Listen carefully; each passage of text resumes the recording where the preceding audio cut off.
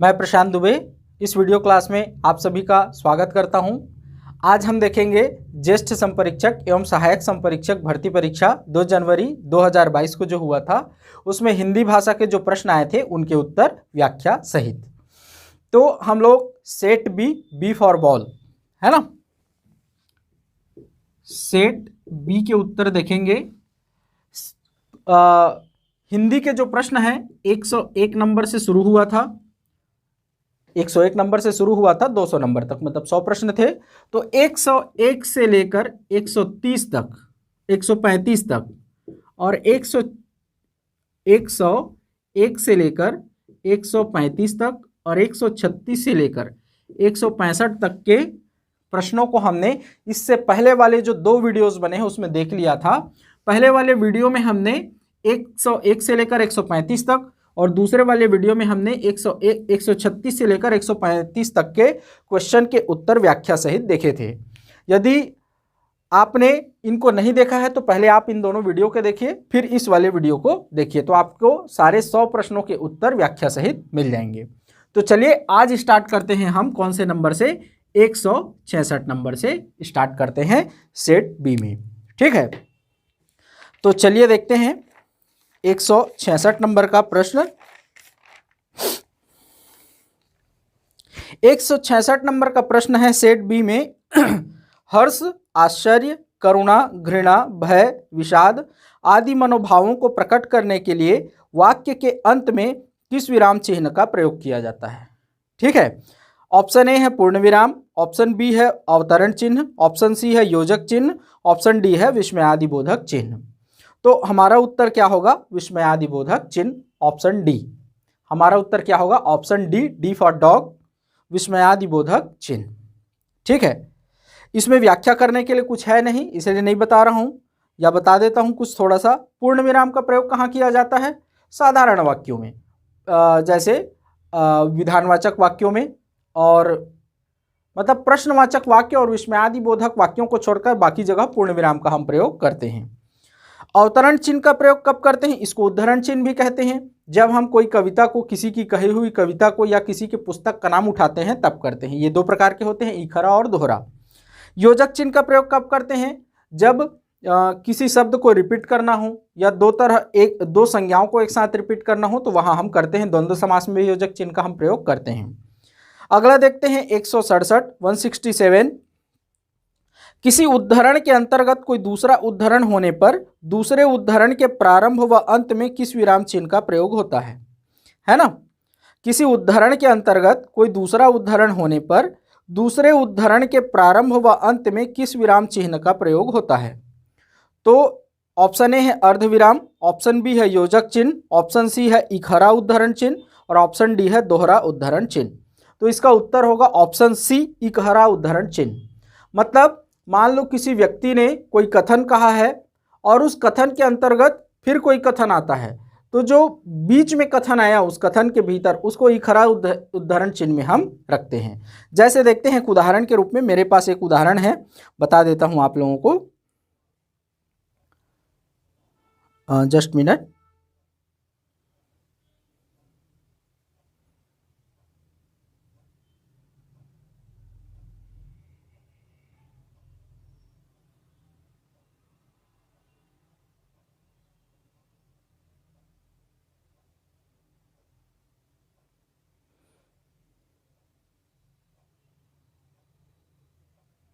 जैसे एक उदाहरण देखते हैं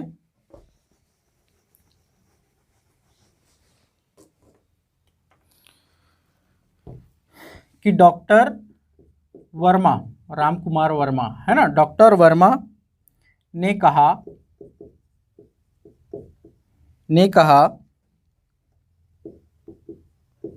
निराला जी की कविता, निराला जी की कविता वह तोड़ती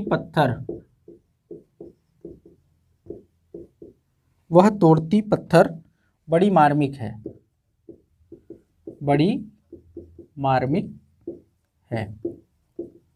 ना।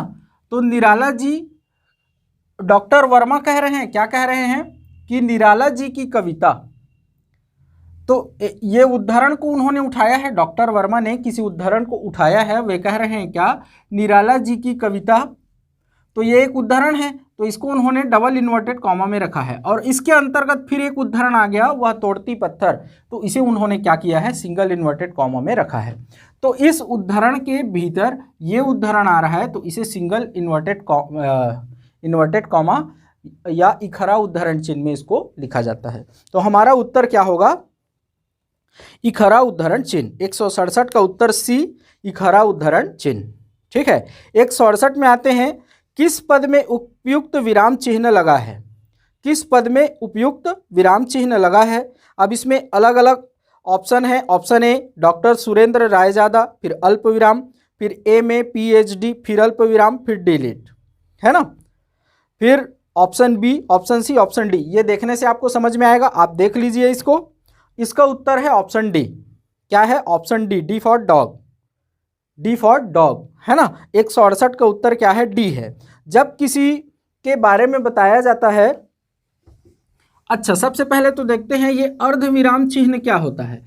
यहां जो चिन्ह दिख रहा है वो क्या है, मैं ऑप्शन डी को लिख रहा हूं, option D, doctor Surendra Raizada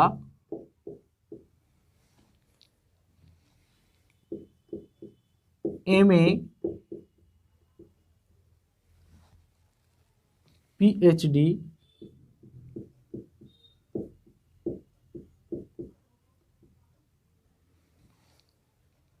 delete. ठीक है, तो ये देखिए, ये वाला जो है ना, ये अल्प विराम है, ये तो आप जान रहे हैं, ये क्या है, अल्प विराम। और ये जो दिख रहा है ये क्या है, अर्धविराम है। अल्प विराम में थोड़ा रुकते हैं और अर्धविराम में अल्प विराम की तुलना में थोड़ा ज़्यादा रुकते हैं, लेकिन पूर्ण विराम जितना नहीं रुकते। मतलब अल्प विराम में जितना रुकते हैं और पूर्ण विराम में जितना रुकते हैं, उसके बीच की स्थिति है क्या, अर्धविराम। तो जब किसी की उपाधियों के बारे में इस तरह से हम बताते हैं तो अर्धविराम चिन्ह लगाते हैं, अल्प विराम चिन्ह नहीं। जैसे इसको पढ़ने का तरीका क्या है देखना, मैं यहाँ पर थोड़ा कम रुकूंगा, यहाँ थोड़ा ज़्यादा रुकूंगा। Doctor Surendra Raizada MA PhD delete, doctor Surendra Raizada MA PhD delete. यहाँ कम रुक रहा हूँ, यहाँ ज़्यादा रुक रहा हूँ, तो ये अर्धविराम है। जब किसी के उपाधियों को बताते हैं तो उनके बीच अर्धविराम का चिन्ह लगता है, इसलिए हमारा ऑप्शन डी क्या है, सही है। ठीक है, यहाँ पर अल्प विराम लगता है उस व्यक्ति के बाद, और उनकी उपाधियों के बीच क्या लगता है, अर्धविराम का चिन्ह लगता है, और लास्ट में पूर्ण विराम। तो 168 का उत्तर क्या होगा, डी।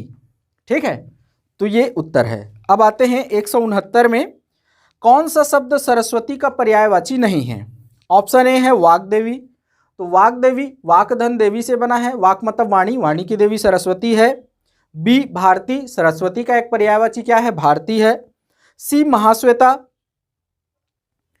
तो महाश्वेता भी सरस्वती का क्या है, पर्याय है। और श्रीदेवी, ऑप्शन डी क्या है, श्रीदेवी, श्रीदेवी लक्ष्मी को कहते हैं, श्री उनका नाम है ना। लक्ष्मी को क्या कहते हैं, श्री कहते हैं, और श्री के कारण श्रीमान कहते हैं किसको, विष्णु जी को।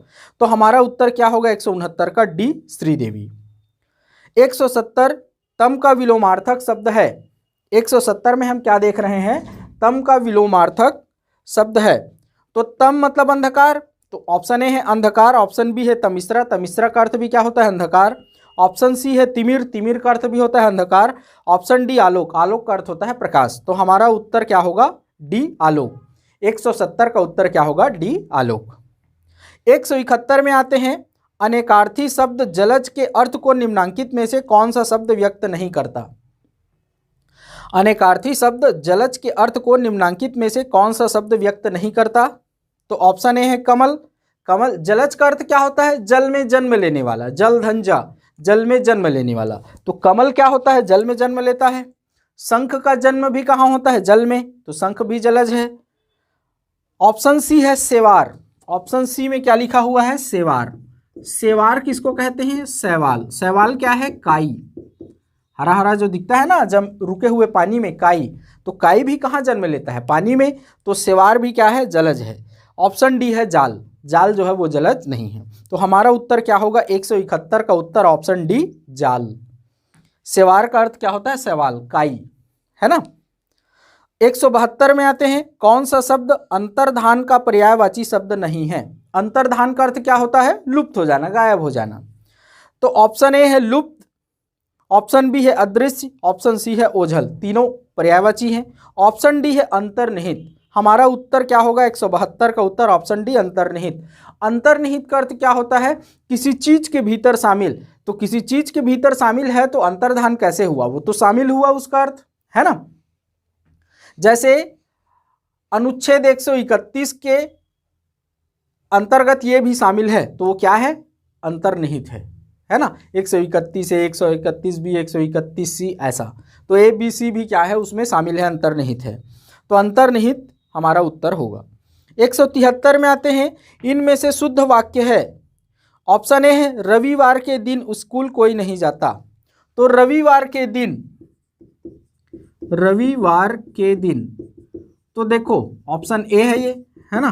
तो ये अशुद्ध हो गया, क्यों? क्योंकि वार और दिन दोनों का अर्थ एक ही है, दोनों का प्रयोग एक साथ नहीं करते। तो रविवार के दिन जहाँ जहाँ आएगा वो अशुद्ध है। तो ऑप्शन बी में भी आया है मैं रविवार के दिन स्कूल नहीं जाऊँगा, तो ये भी अशुद्ध। ऑप्शन सी मैं रविवार को स्कूल नहीं जाता, ये हमारा उत्तर है, ये शुद्ध वाक्य है। तो 173 173 का उत्तर क्या है? सी, मैं रविवार को स्कूल नहीं जाता।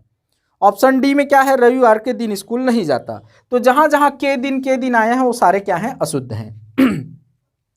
174 में आते हैं, निम्न में से सही शब्द रूप चुनिए। तो ऑप्शन ए है सकुशल पूर्वक, इनको मिटाते हैं फिर देखते हैं, है ना।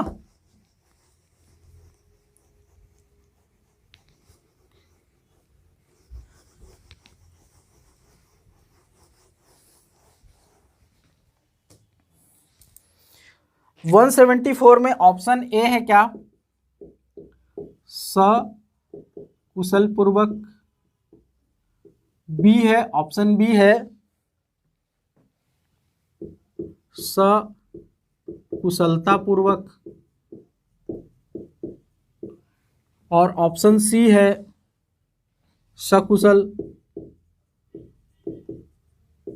और ऑप्शन डी है उपर्युक्त में से कोई नहीं।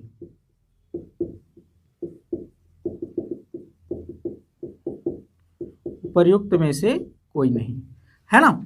तो देखो स उपसर्ग, इत प्रत्यय और पूर्वक प्रत्यय, इन तीनों में से किसी भी दो का प्रयोग एक साथ नहीं करते, किसी एक का ही हम प्रयोग कर सकते हैं। ठीक है, तो यहां देखो हमने दोनों का प्रयोग कर लिया है, स का भी और पूर्वक का भी। यहां भी हमने स का और पूर्वक दोनों का प्रयोग कर लिया, साथ में इसको भाववाचक संज्ञा भी बना दिया है हमने, कुशल को कुशलता करके, है ना। तो ये दोनों तो अशुद्ध हैं। ठीक है, सकुशल में देखो केवल एक का प्रयोग किया है हमने, स का, तो हमारा उत्तर सी है, सकुशल इसका क्या है? सही उत्तर है। जैसे ऐसे ही और देखते हैं, जैसे सानंद पूर्वक, तो ये भी गलत है, सधन आनंद पूर्वक जोड़ दिए हैं, या तो सानंद होगा या आनंद पूर्वक होगा, है ना। ऐसे ही सध्यान पूर्वक, तो सध्यान होगा या ध्यान पूर्वक होगा। ठीक है, तो इसलिए हमारा उत्तर क्या होगा? सी होगा। 175 में आते हैं, मेरी पढ़ाई में बहुत नुकसान हो रहा है, वाक्य में अशुद्धि है। ठीक है, मेरी पढ़ाई में बहुत नुकसान हो रहा है, देखते हैं क्या है वाक्य।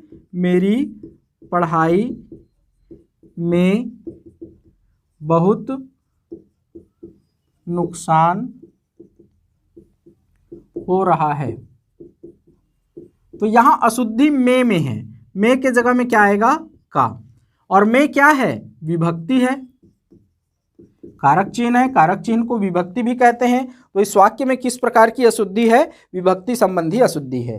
तो 175 का उत्तर क्या होगा? डी, विभक्ति संबंधी, है ना। 176 में आते हैं, निश्चयात्मक अर्थ में सही वाक्य है। निश्चयात्मक अर्थ में सही वाक्य है, तो सबसे पहले तो आप लोग समझ लो निश्चयात्मक वाक्य किसे कहते हैं, है ना।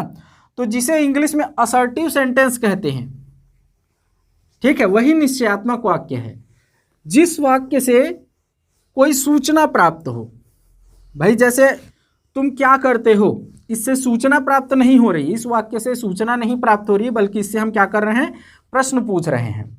तो जिस वाक्य से कोई सूचना प्राप्त हो, जैसे उसका कमीज सफेद है, तो यहां सूचना मिली कि किसी का कमीज क्या है, सफेद है, जानकारी मिली। तो जिस वाक्य से किसी प्रकार की सूचना प्राप्त हो उसे क्या कहते हैं, निश्चयात्मक वाक्य कहते हैं, कि उसके संबंध में हमें निश्चय है कि हाँ उसने सफेद कमीज पहना है।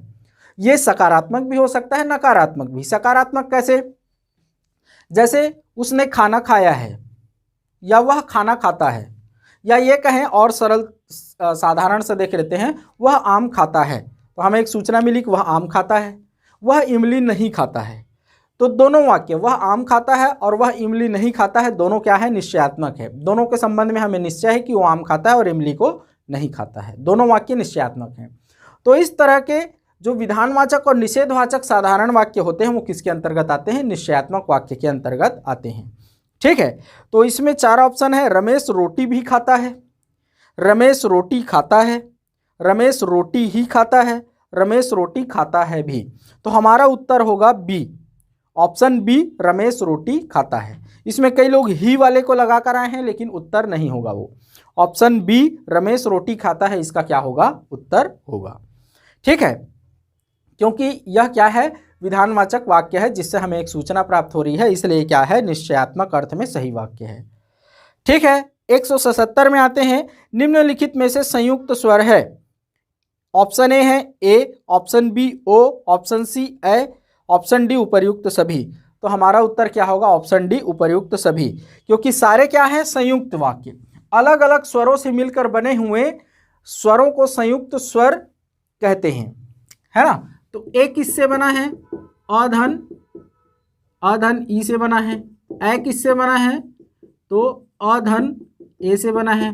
ओ किससे बना है, तो अधन ऊ से बना है। तो अलग अलग स्वरों से मिलकर बने हुए स्वरों को क्या कहते हैं, संयुक्त स्वर। 4 होते हैं, अ, ए ओ और औ, है ना। तो इसलिए हमारा उत्तर डी होगा 177 का, उपर्युक्त सभी। 178 में आते हैं। निम्नलिखित में महाप्राण व्यंजन नहीं है। ठीक है, महाप्राण व्यंजन कौन कौन से होते हैं, तो अल्प प्राण व्यंजन, वर्गीय व्यंजन, मतलब क वर्ग, क ख ग घ ङ च छ ज झ ञ, है ना। तो इनको वर्गीय व्यंजन कहते हैं। क ख ग घ ङ च छ ज झ ञ ट ठ ड ढ न त थ द ध न और प फ ब भ म, इनको वर्गीय व्यंजन कहते हैं। तो वर्गीय व्यंजन के जो विषम वर्ण हैं 1, 3 और 5, क ग अंग, ऐसे ही च में च झ य, च ज य, है ना, ये क्या है, अल्प प्राण है। और जो दूसरे वर्ण हैं, तो क वर्ग में ख और घ, ये क्या है, महाप्राण होते हैं। तो निम्नलिखित में महाप्राण व्यंजन नहीं है, तो घ महाप्राण है, झ भी महाप्राण है, क्योंकि च छ ज झ चौथा है, सम है, और ठ भी, ट ठ दूसरा है, इसलिए। तो हमारा उत्तर क्या होगा, सी, प अल्प प्राण। 178 का उत्तर क्या होगा, सी, प। प महाप्राण नहीं है, ये क्या है, अल्प प्राण है, क्योंकि विषम वर्ण है, प वर्ग का पहला वर्ण है, प फ ब भ म। 179 में आते हैं। निम्नलिखित में स्त्रीलिंग शब्द है। तो यहां देखते हैं, है ना, बटेर एक पक्षी है। कई लोगों को तो यही समझ में नहीं आया होगा कि बटेर क्या है। कई लोग बटेर खाते हैं तो उनको मालूम होगा, लेकिन वे सोचे होंगे छत्तीसगढ़ी में बोलते हैं, लेकिन हिंदी में भी उसको क्या बोलते हैं, बटेर ही कहते हैं। तो सबसे पहले इसका परीक्षण करते हैं। 2 तरीका होता है बनाने का, या तो आप डायरेक्ट जानते हैं आंसर, या तो नहीं जानते हैं तो जो नहीं है उनको अलग कर लेना। तो सबसे पहले हम कौन सा नंबर देख रहे हैं, 179 नंबर का क्वेश्चन देख रहे हैं। ऑप्शन ए क्या है, पक्षी। तो पक्षी से वाक्य बनाओ, पक्षी उड़ते हैं। तो पक्षी उड़ते हैं, उड़ते आया मतलब ये क्या है, पुल्लिंग है। वाक्य बनाकर देख सकते हो आप। पक्षियां कभी बना है क्या, नहीं बनता। यदि ये स्त्रीलिंग होता तो पक्षियां बनता, पक्षी का बहुवचन पक्षी ही बनता है, इसलिए क्या है, पुल्लिंग है। तो पक्षी उड़ते हैं, यदि स्त्रीलिंग होता तो उड़ती हैं बनता। ठीक है, तो पक्षी क्या है, पुल्लिंग है। ऑप्शन बी, ऑप्शन बी कहाँ गया, बटेर। बटेर को अभी हम देखते हैं, है ना। ऑप्शन सी, नेत्र, और ऑप्शन डी, गन्ना।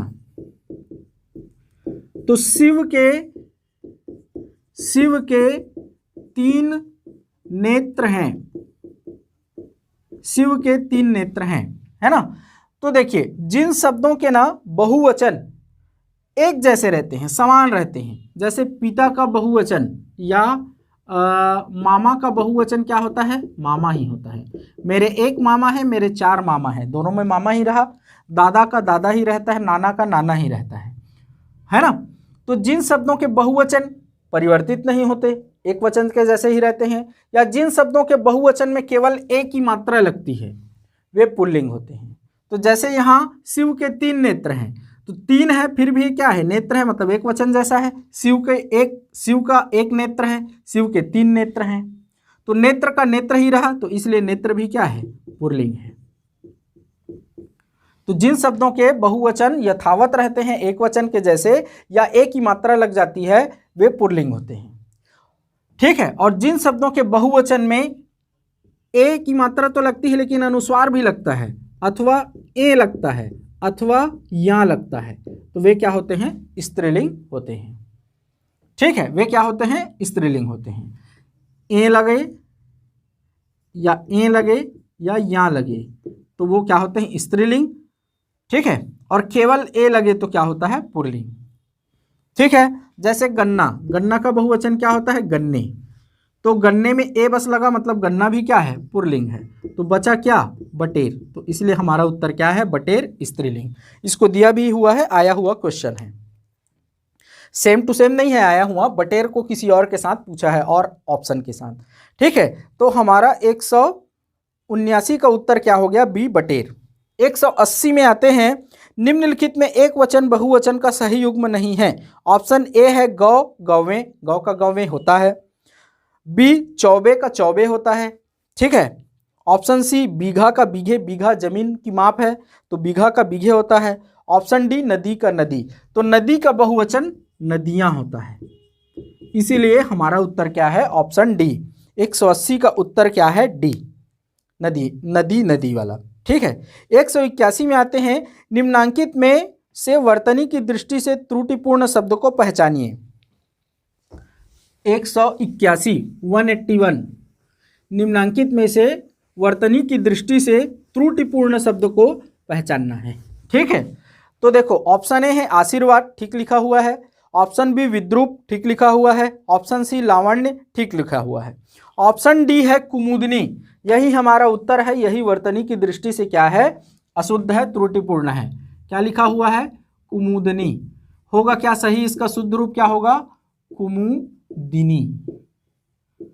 कभी भी स्त्रीलिंग बनाने के लिए केवल नी प्रत्यय नहीं बल्कि इनी प्रत्यय का प्रयोग करते हैं इस तरह के चीजों में। जैसे दायक, तो दायनी नहीं होगा, क्या होगा? दायिनी होगा। वादिनी होगा, वाहिनी होगा, है ना। तो इसलिए ये कुमुदनी जो है गलत है। तो 181 का उत्तर क्या है? डी, कुमुदनी।